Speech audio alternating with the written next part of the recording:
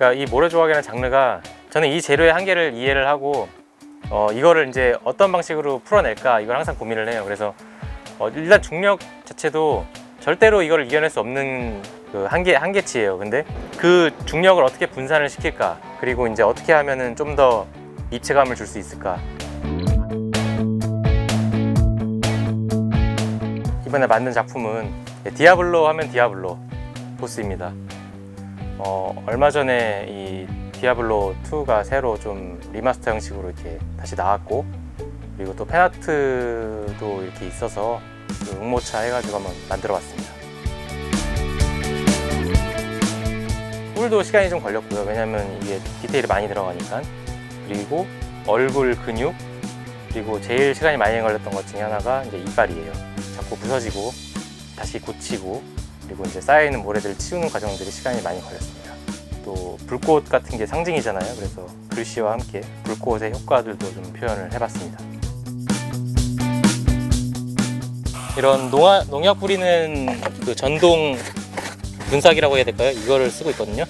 모래가 물기가 없으면 좀 이렇게 날리잖아요. 그래서 물을 뿌려가면서 작업을 하고요. 이 하얀 부분이 실제 모래색에 가깝다고 보면 돼요. 이런 걸로 긁은 거예요. 이렇게 색깔이 나오죠, 이게 안쪽 색깔이. 근데 살짝 긁으면은 이 그라데이션이 되는 거예요. 그리고 어떤 저런 패턴 아니면 뭐 여러 가지 표현들이 가능합니다. 그러면 저희가 아는 그냥 일반 모래인 거예요? 뭐 일반 모래를 사오면은 싸고 근데 색깔이 이쁘지가 않아요. 조금 더 비싼 모래고 색깔이 좀 밝은, 그리고 입자도 좀 고운. 근데 모래 자체가 사실 싸지가 않아요. 덤프트럭에다가 부르면은 한 60만 원, 70만 원 이렇게 되고요. 혹시 재활용도? 그러니까 이 작품 계속 부수고 다시 만들고 이렇게 하고 있어요. 부수는 영상은 공개를 안 하신다고? 사람들 인식 속에 그게 자리 잡으면은 그 호기심에 과연 부서질까? 이런 것들 때문에 돌 던지는 경우도 많고 하이킥을 날리고 싶다 이런 사람들이 꽤 많더라고요. 그래서 근데 확실한 거는 잡히면은 형사처벌. 지금 하신 지 이제 얼마나 되셨어요? 횟수로 약간 한 연차 7년? 이 정도 된 것 같아요. 네. 사실 모래조각이라는 장르는 우리나라에서 접하기가 진짜 어려운 장르거든요. 그래서 원래는 제가 여러 가지 조각 관련된 일들을 했었는데 제가 호주에 가서 모래조각 회사를 발견을 했어요. 모래로 이 정도까지 가능한가? 거기서 좀 충격을 받고 나도 저렇게 멋있는 작업들을 하고 싶다. 테스트를 보고 합격을 해서 모래조각을 시작하게 되었습니다.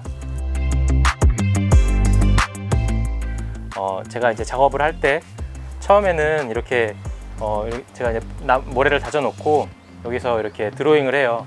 가운데에다가 이제 중심선을 긋고 깎기를 시작하는 거예요. 눈의 위치라든지 입의 위치 이런 것들을 체크해 가지고 이제 저희가 그 아이언맨 눈 같은 경우에 이제 반짝이잖아요. 그래서 이제 여기다 물칠을 해 가지고 좀 더 그런 효과를 내봤고. 올해에는 어떤 작업들이 있었어요? 가장 컸던 작업은 이제 해운대에서 모래축제를 하는데, 거기서 이제 제가 그 인도미누스 랩터라는 공룡을 만들었는데 전체는 한 10m 정도 되고요. 몸 길이는 8m 정도로 만들었는데 특징이 막 뿔 같은 게 굉장히 많거든요. 그런 디테일을 좀 표현을 신경을 썼고, 또 공룡 피부들 그 큰 면적들을 다 공룡 피부로 채웠으니까 그게 좀 반복 작업이긴 한데 사실 그게 완성하고 나면 효과가 딱 나타나거든요. 그래서 펄어비스의 도깨비 게임 모래조각 작품입니다. 게임에 나온 요소들을 몇 가지 만들어 봤는데요. 제가 인상 깊었던 아이템이 스케이트보드랑 그리고 상어 모양으로 된 총이 있어요. 그리고 가운데는 이제 우산을 쓰고 날아가는 장면이 있는데 그 장면을 좀 표현을 해봤어요. 그래서 여자아이가 우산을 쓰고 있고요. 그리고 게임에 약간 도트 같은 느낌으로 어떤 네모난 효과들이 많이 있더라고요. 그래서 그런 효과들이 이렇게 퍼져나가면서, 그리고 그 앞에 이제 도깨비 로고를 영어로 한번 제작을 해봤습니다. 모래조각가들마다 잘하는 자기만의 이제 스타일도 있고 장르도 있고 해요. 그래서 저는 이제 조각을 전공을 해서 아무래도 이런 동물이나 인물이나 이런 구상 조각들 이런 거에 조금 더 흥미가 있는 것 같아요. 어떤 걸 좀 꿈꾸고 계세요? 코로나 이전까지만 해도 이제 이거를 전업으로서 할 정도까지는 됐어요. 그래서 다른 많은 프로젝트에 이제 초대를 받아야겠다 이렇게 생각하고 있었는데, 이제 코로나가 생기고 나서 이제 해외에 못 나가게 되고 나서는 개인 작업을 하면서 좀 더 이 장르를 알리기 위해서 유튜브도 시작을 했고, 최종적인 목표는 이제 제가 이런 실내 축제를 만드는 게 목표예요. 그래서 해외는 이제 그런 형식의 것들이 많거든요. 샌드 뮤지엄 이런 것들이기 때문에 저도 이제 국내 뭐 해안가 쪽에다가 그렇게 해서 만드는 거를 지금 계획을 하고 있습니다.